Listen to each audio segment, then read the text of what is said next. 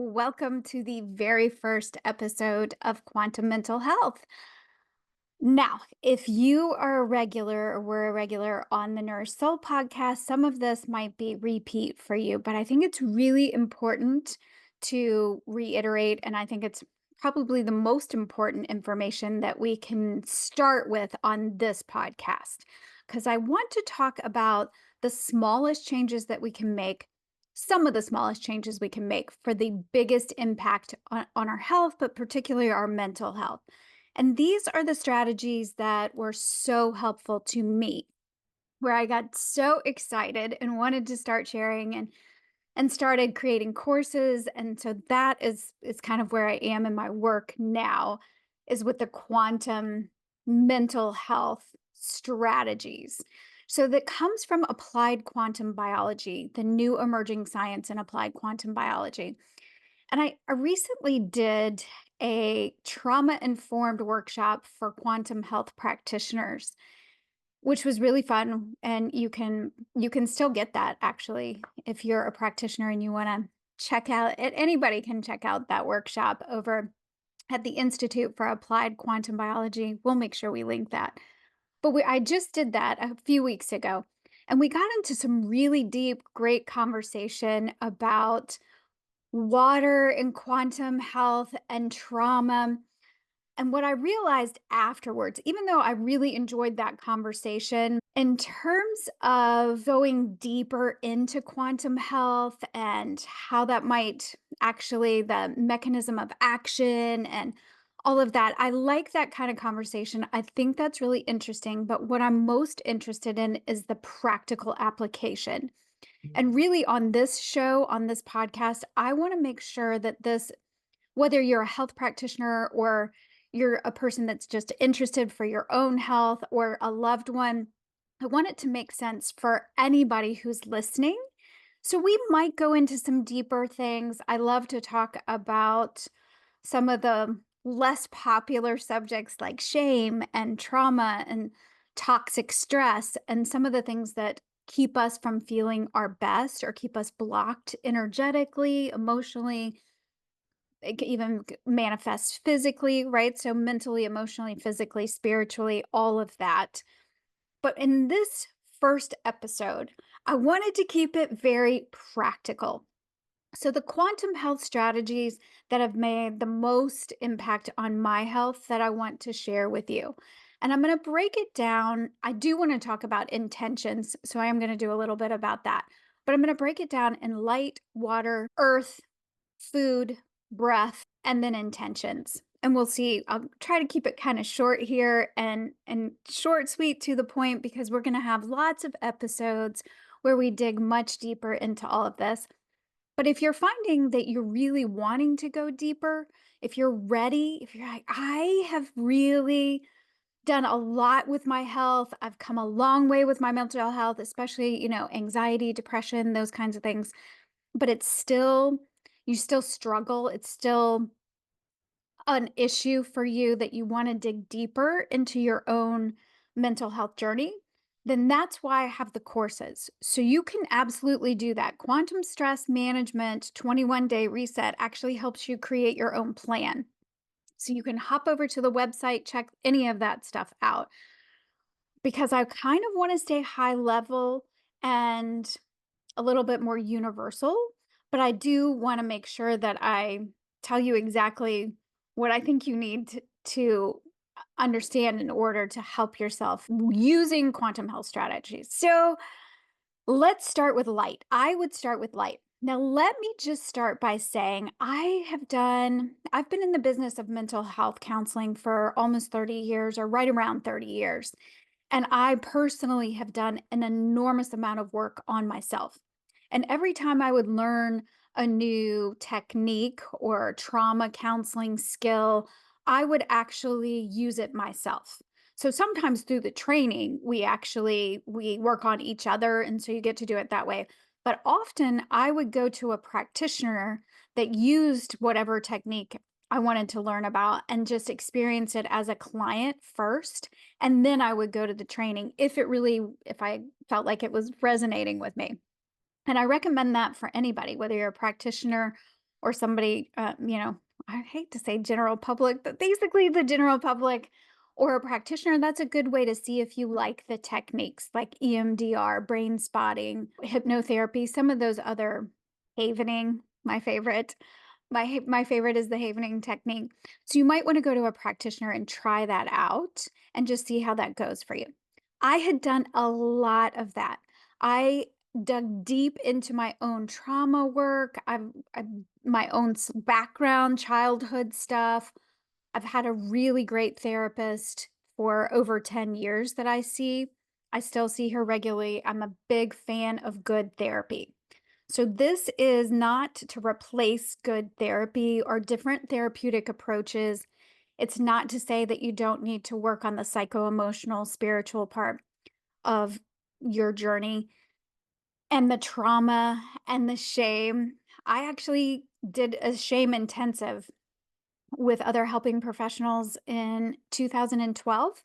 So I dug deep into my own shame stories, my own shame storms, and all of that, and actually ended up training with Brene Brown and then was a consultant for her curriculum. So, I mean, I'd done all that work when I came to quantum health. So, when I started understanding applied quantum biology and got certified there. So, I'm not saying that that's not important because it absolutely is.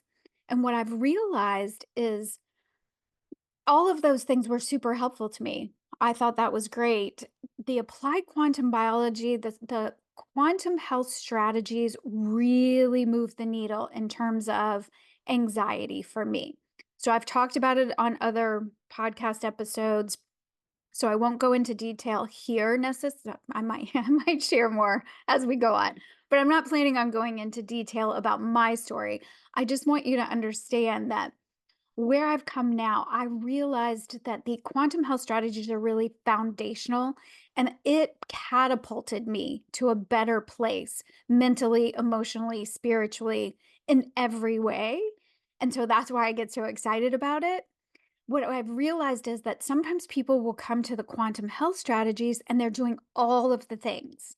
They're getting the light, the water, earthing, breath work, doing all of those things and they're still struggling. They're having because the psycho-emotional work is and spiritual work is still really important. They have to then kind of circle back to where toxic stress, unprocessed trauma, and stuck kind of stressors and emotional stuff is stuck. So that psycho-emotional trauma work still has to be done. And I think that but I still think that the quantum health strategies are foundational. Okay. So that's why I want to kind of hone in on that in this particular episode. So, the smallest things that we can do, quantum being the smallest of things that we can do to have the biggest impact on our health.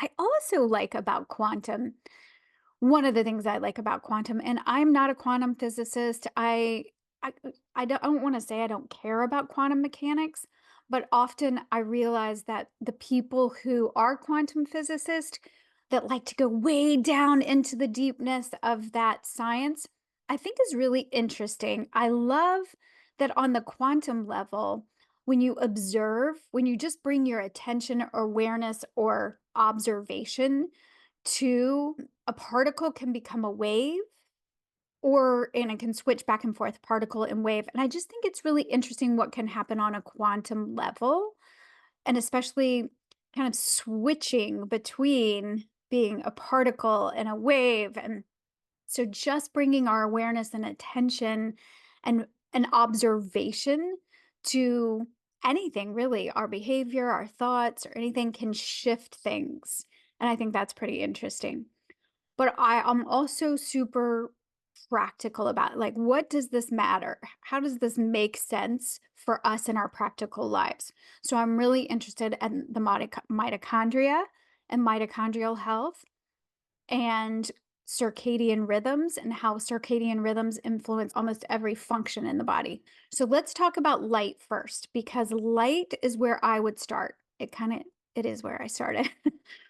I get really excited and jazzed up about light because we make light inside of ourselves.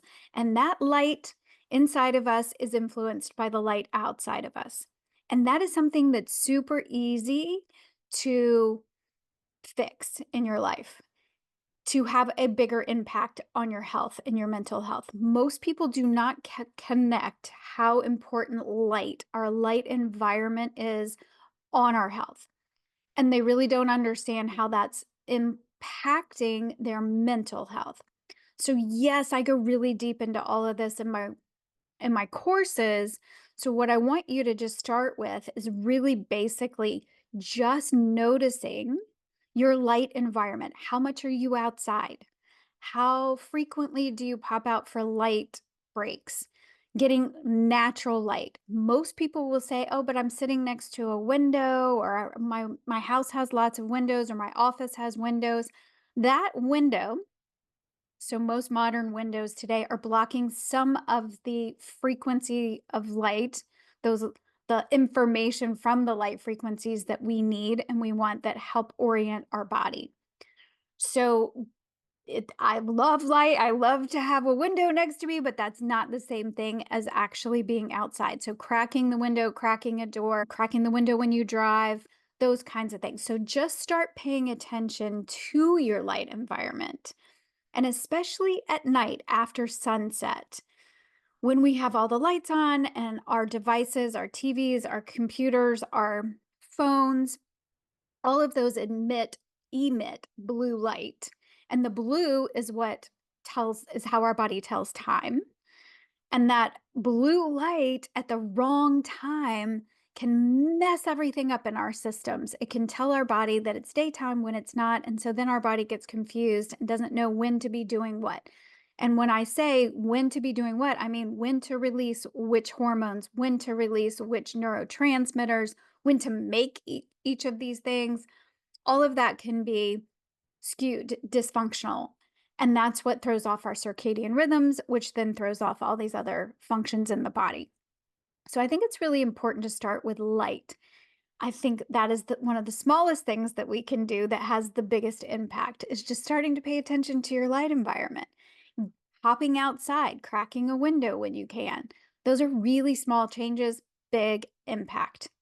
So then let's talk about that was really easy for me, first of all. And some people just can't start there. It's too hard for them. A lot of the young adults that I've worked with, really hard for them. My son, who the reason I came to applied quantum biology was to try and help him. He just couldn't really deal with starting with the light. Even though I'm constantly saying to him, "Did you pop outside? Have you had any light first thing in the morning? Light, natural light before screen light. Wear your blue blockers." I'm always asking, kind of reminding him of these things.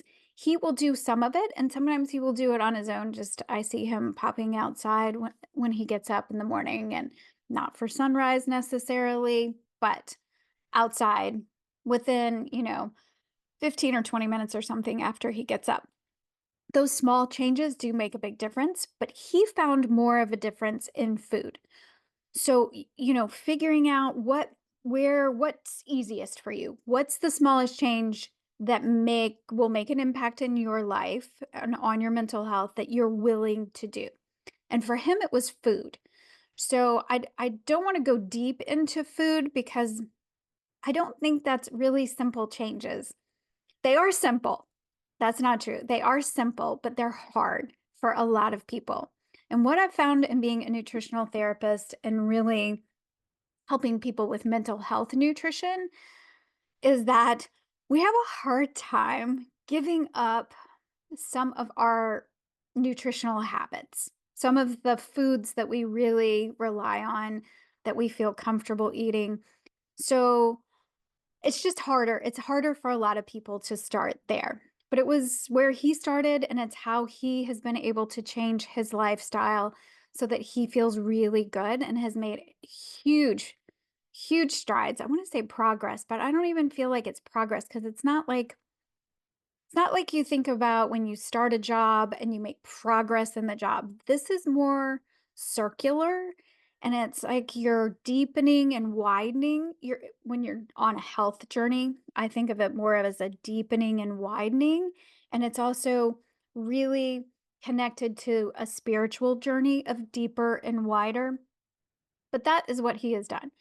So, exercise and food, all of those changes, those are usually the things people think about doing for their mental health, or they know that that's going to be good for them if they work on their nutrition and they work on and they get some exercise, that's going to be helpful.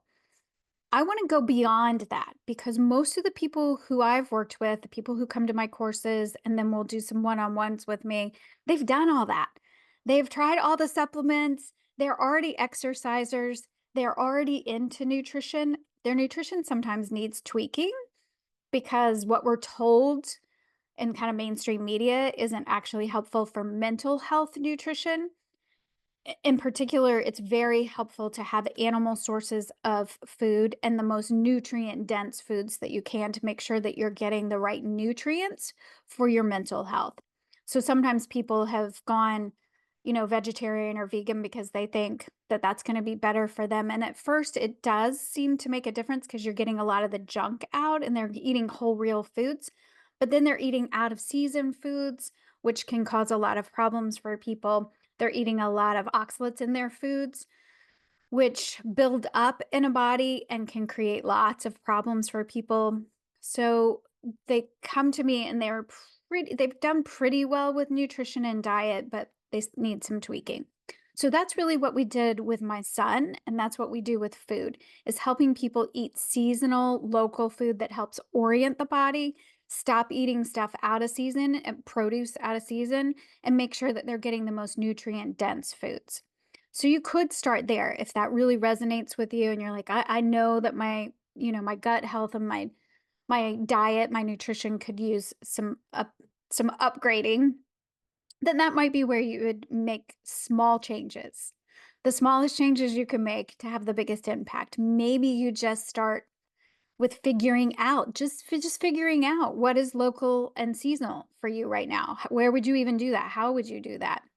Maybe you just start with the most nutrient dense foods that you actually like and start adding those, once a day, several times a week. What are you able to do that's a small change that's going to have this big impact on your health?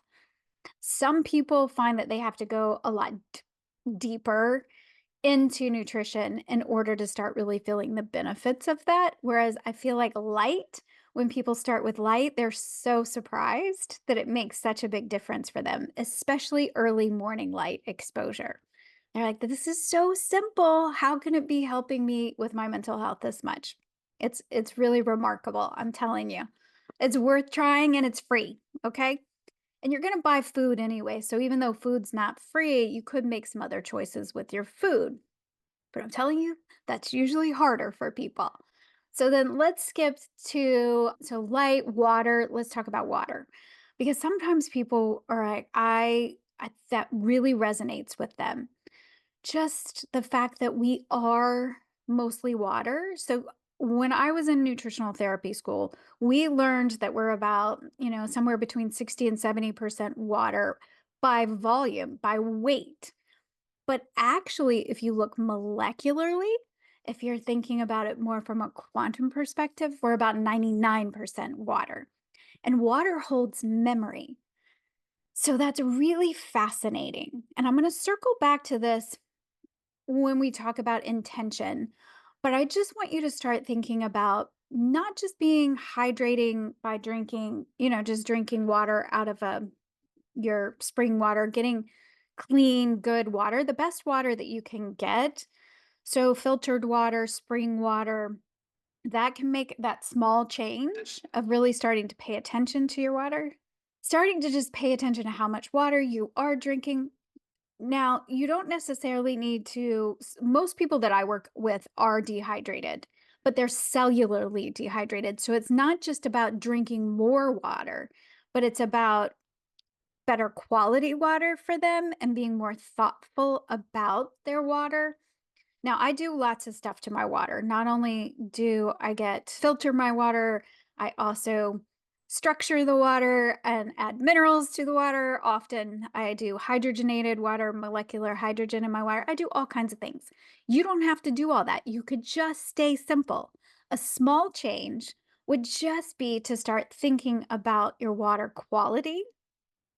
And the other really simple thing that you can do, and you're going to think this is woo woo, some of you are going to think it's woo woo, but because water holds memory, and if you look at Veda Austin, Veda Austin, Veda Austin, you can find her on Instagram. It's fascinating to see her work. And I mean, you won't even believe what water can do when you put water on certain words, for instance, or she put her little petri dish of water on top of a wedding invitation one time. And then she does this freezing process with the little petri dish and pulled it out, and it had a wedding ring in the water. Which the water can shift and it can show patterns. I mean, this is also, there are other scientists that have shown this, but I just think Veda Austin's work is so beautiful to see, and it's so clear to see how the water is restructuring itself based on words and images that you might can put on top of it. So if you just think about being grateful for your water, holding your water like close to your heart, saying a little thank you, gratitude prayer. I have a dish. It's kind of a dish that you could use. We were using it to hold keys. It's a heart-shaped dish, sitting on a table at my house, and we had keys in it, and then we got a thing to hang up the keys. And a really dear friend of mine gave it to me, and it has a beautiful saying about light and love and being a dear one to this particular friend of mine. It's special to me because she gave it to me, but it also has really beautiful words on it, and it's a heart shape, and I put my water on top of that frequently. Not every single time I drink water, but almost every time. I have a good friend, Courtney Voss, who's been on the Nurse Soul podcast and is a fellow nutritional therapist and really incredible person. She does amazing stuff to her water. And so you can do whatever makes sense to you. We're talking about small changes. So just being aware of the quality of water that you have is a first step. And then just maybe saying a prayer or gratitude into the water, putting your water on top of a word like light, love, beauty, anything really, anything that you want to put that to imbue into the water. And that's just for the water we drink. So on a quantum level, we like to talk about the water we make inside of us and expanding that. It's called exclusion zone water, fourth phase water. This is Gerald Pollack's work. Dr. Gerald Pollack is he and his colleagues, they discovered this fourth phase of water that we make inside of us that gets structured everywhere inside of the body. Really fascinating. But we're talking about, let's do really small changes that we could make. So being outside in red, particularly red light, the frequency of red, that's why a lot of people will do red light therapy, is anti-inflammatory. Blue is inflammatory, red is anti-inflammatory. We need all of it. We want a balance, but sometimes it can be really helpful to make sure that you're outside and you're getting red light is available outside for free from dawn to dusk year round, no matter where you live. Okay. So it's real easy, but infrared, which is really goes deeper than just red, but infrared in particular will expand the exclusion zone water, that easy water that we make inside of us. So that exposure on our skin, through our eyes and our skin, the sensors that we have in our eyes and on our skin. Really small change that we can make that would have a huge impact on our health, because expanding that exclusion zone water is one of the ways that we have to cellularly or intracellularly hydrate ourselves, which is really important for your mental health. So we've talked about light, a little bit about food, water. Let's talk about earth. One of the smallest changes that you can make in relationship to earthing, grounding, is to actually have your skin, hands, feet, it doesn't matter, what part of your body, but skin touching the earth's surface. So it could be grass or dirt or leaves on a bush or a tree. If it's snowing, sometimes this is a little challenging for people, but even if your pinky finger is grounded, so if you are touching Earth's surface, now this doesn't work for, it does work through cement if it's not painted, but a painted surface would, so like if I'm on the dock or something, I'm not really grounded on the dock. And I've tested this with my grounding. I bought a little grounding tester so I could test. I really wanted to test my earthing shoes. So that's why I bought the thing. But I can see if I'm grounded or not grounded. And what's really amazing is that even though wood is not conductive, when I'm touching trees, I'm grounded. So when I'm touching leaves on trees or on bushes, I'm grounded. When so when you test, you're grounded. But sand is also grounding, but not on asphalt or on painted surfaces, rubber and on like a dock or wood. I'm not grounded when you're doing that. So but when I'm on the seawall next to my house, on the back of my house on the seawall, which is cement, I'm grounded there. So that's really exciting. So even if you just do a few seconds, a minute grounded outside, small change, huge impact for you because you're absorbing those free electrons from the earth. Our bodies run best on we run on an electric charge. We're electric beings and we run best on a negative charge. So absorbing those electrons really helps re-energize us and ground us so that we're able to have grounded energy. So not kind of that spastic, frenetic energy that we all, when we're using caffeine or sugar or things to kind of revive ourselves, we can crash rather quickly from that because it's not really an energized state. An energized state where you're actually grounded, clear headed, and able to use your energy for what you need to do in a day or what you want to do in a day. That's what we're after. And what I found by adding the earthing, and you can layer these, right? So I found that the light made the biggest difference. But remember, I was already a nutritional therapist. I was already dialed in with the food and dialed in with exercise, as most of the people that I work with are. So adding these things, really getting into how light influences us and blocking some of that artificial blue light at night. But then I added earthing, and it just, as layered more things in, I felt better and better and better. Particularly for me was around anxiety. Now I knew I was an anxious person.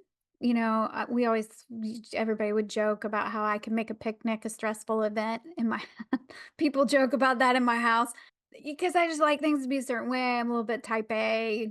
I don't think I'm that type A naturally. I think I'm more turtle chill energy, actually.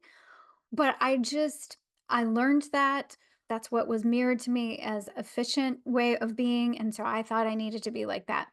I did not actually fully realize how anxious I was all the time. And I knew I had this doom flavor, is what I call it. It's really technically anticipatory anxiety, like something was coming, something bad was going to happen. Like I just would have that feeling a lot. But I just moved through it. I used all the tools that you probably use too: breath work, meditation, exercise. My diet really did make a big difference. But when I added light and then I added earthing and I started really getting into these quantum health strategies, I really could not believe how stressed I used to be, how anxious I used to be all the time, and how much better I could feel. I would wake up feeling energized and grounded, and I thought, this is unbelievable. And I haven't used caffeine in years. It did not work in my body. So I figured out a long time ago that really gluten was really agitating to my system. So I dropped gluten and caffeine early on, like years ago. I dropped that. And that definitely made a difference in my anxiety, but I still had anxiety a lot of the time. And we're talking about chronic anxiety, not the kind of anxious Like the other day, I was doing something and I was kind of anxious about it because I was nervous about it because it was important to me. And that's fine. We are designed for that kind of ebb and flow inside of our nervous system where the sympathetic nervous system gets activated, then the parasympathetic. So, sympathetic stress response, parasympathetic, the rest and digest, kind of the opposite of the stress response. And we're meant to ebb and flow there. There's meant to be harmony inside of us. There's meant to be this coherence in the body. We in the quantum world like to talk about quantum coherence, which is quantumly because everything moves much faster in terms of our electrical signals inside of us. So we like to talk about that quantumly. But the bottom line is there we are meant to have harmony inside of us. Okay? So that's earthing is another way that you can do that. Just literally touch your skin on the earth surface almost virtually instantaneously. We benefit from that. So it doesn't even have to be long, right? Small change. The last change small change that I want to talk about that keeps coming up lately is around intention. And I have started thinking about this from a quantum perspective. We know that holding an intention can be really powerful. But I think it's more about that structured water inside of us than and maybe even into our biofield.